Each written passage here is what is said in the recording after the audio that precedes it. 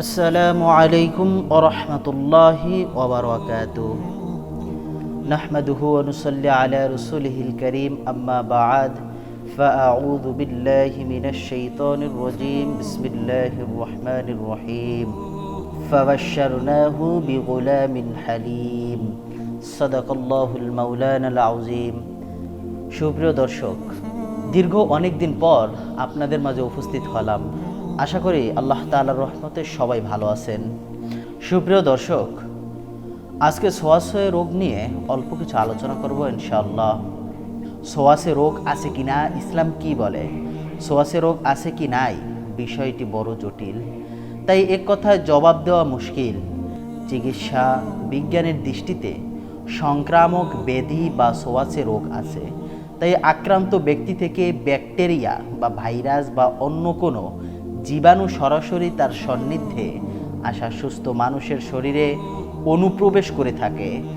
আক্রান্ত রোগীর হাসি কাশি স্পর্শ বা চুমুর মাধ্যমে সুস্থ ব্যক্তি সংক্রামিত হয়।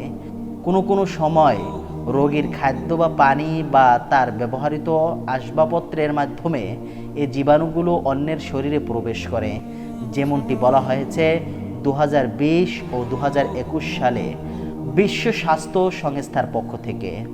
এ কারণে চিকিৎসা বিজ্ঞানীরা করোনা ভাইরাস থেকে রক্ষা পেতে বা সংক্রমণ ঠেকাতে কয়েকটি ফর্মুলা ঘোষণা করলেন, যেমন হাত ধোয়া, মাস্ক ব্যবহার করা, হ্যান্ডসল লাগানো, কোয়ারেন্টাইন, আইসোলেশন বা সামাজিক দূরত্ব বজায় রেখে চলা।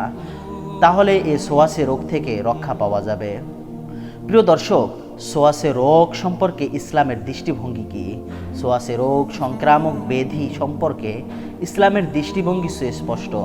ইসলাম ছোঁয়াছে রোগকে অস্বীকার করে না, তবে দৃষ্টিভঙ্গির পার্থক্য আছে।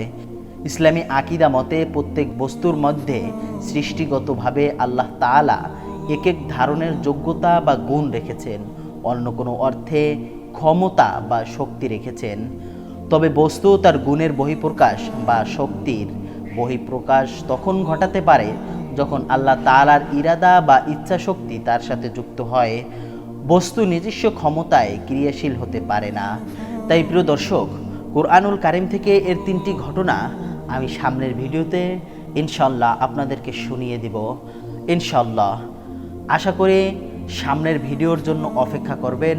ইনশাআল্লাহ কুরআনুল কারীম থেকে 3টি ঘটনা আপনাদের মাঝে উল্লেখ করব। ভিডিওটি ভালো লেগে থাকলে অবশ্যই একটি লাইক, একটি কমেন্ট। দেখা হচ্ছে আবার অন্য কোনো ভিডিওতে। আসসালামু আলাইকুম ওয়া রাহমাতুল্লাহ।